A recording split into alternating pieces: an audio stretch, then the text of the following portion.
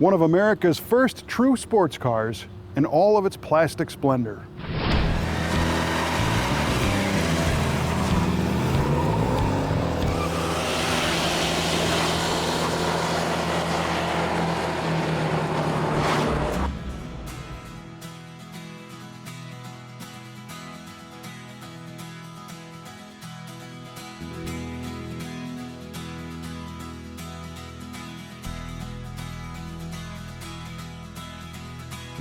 General Motors was a vastly different kind of company back in the early 1950s, one that seemed to be firmly in control of their destiny and deeply involved in defining America at the time.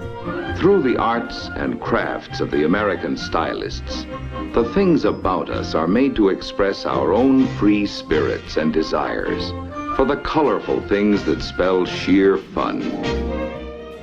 In 1953, GM was the largest employer in the U.S., and the company was doing far more than just selling cars. They made locomotives and trains, trucks and refrigerators, and hosted giant over-the-top automobile spectacles designed to capture the imagination of buyers with a look towards an optimistic future full of high technology and GM products. They were design-focused, ranging from transportation to kitchen accessories to fashion, and GM workers made good money, the products were cutting edge, and the business model created by Alfred P. Sloan was working successfully. It seemed that whatever GM wanted to do, they just did. Perhaps that's how the Corvette came to be. In those days, automobile racing wasn't something that American car manufacturers believed to be quite that important. They were far more interested in lining suburban America with smart sedans and station wagons than fancy sports cars. But European brands like Ferrari and Porsche were captivating enthusiasts with exciting racing action all around the world, making the pedestrian American cars look stodgy and boring by comparison. Chevrolet's answer was the car we see here, the 1953 Chevrolet Corvette. Designed as a two-seat show car, the Corvette eventually grew into the car that the engineering team originally envisioned, but it took a couple of years to get there. Initially, it was hard to tout this radical new ride as being a high-performance car, because it really wasn't. The Blue Flame Special wasn't exactly a technological tour de force, but Chevrolet had to start somewhere. This is basically the same 235 cubic inch straight six engine found in other Chevrolet cars and trucks of the day, except this one has a few hot rod goodies added to it, boosting power to a whopping 150 horsepower, less than a third of even the base model Corvette makes today. The two-speed transmission didn't really give it any zip, and it didn't handle that well, with a basic solid axle suspension system derived from off-the-shelf Chevrolet car parts. But it did fit the sports car formula that could compete in various forms of racing, potentially giving Chevrolet and GM an ego boost and more new car buyers at the dealers. And it looked fantastic. The car was pretty advanced from a technological standpoint, at least the body structure was. It was the first car produced by a major American automaker to use a fiberglass body, a futuristic new material that intrigued car-buying masses.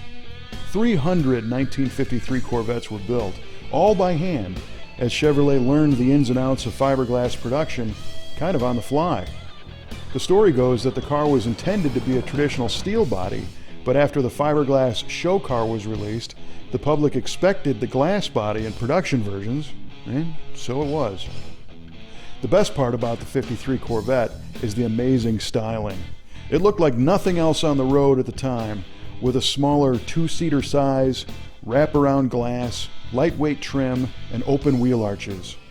The interior featured gauges centered in the dash, which were met with some criticism for being hard to read, but the look, well, it was slick.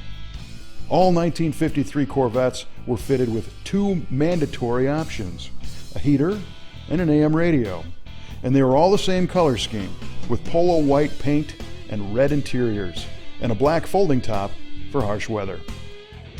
The Corvette had to wait until 1955 to finally get the small block Chevy V8 to give it power to back up the looks, and to this day, every single Corvette has been the same formula. A slick-looking V8-powered two-seater wrapped in a fiberglass body with advanced technology under the skin. And once these cars had the V8, they became the competent racers the original team envisioned. It's hard to imagine if other American performance cars like Camaro, Mustang, Thunderbird, and the likes would exist today if it wasn't for the Corvette. The 1953 Corvette wasn't really the fastest or most nimble Corvette ever built, but it is the car that started it all. And a few years ago, the United States Postal Service chose to honor Corvettes with a series of stamps. And in fact, they chose this very car for the artwork for the 1953 stamp. I'm guessing that nobody back in 1953 would have ever predicted that this new two-seat sports car would eventually become the longest-running passenger car brand in the world. But Corvette charges forward even today. And there are several 53s in the brothers' collection, as well as prime examples of every generation of America's sports car.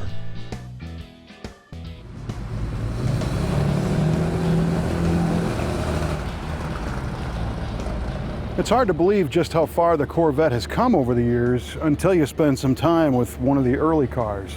We hope this one receives your stamp of approval, and we've got more cool muscle cars and maybe a few more Corvettes on future episodes of Muscle Car of the Week.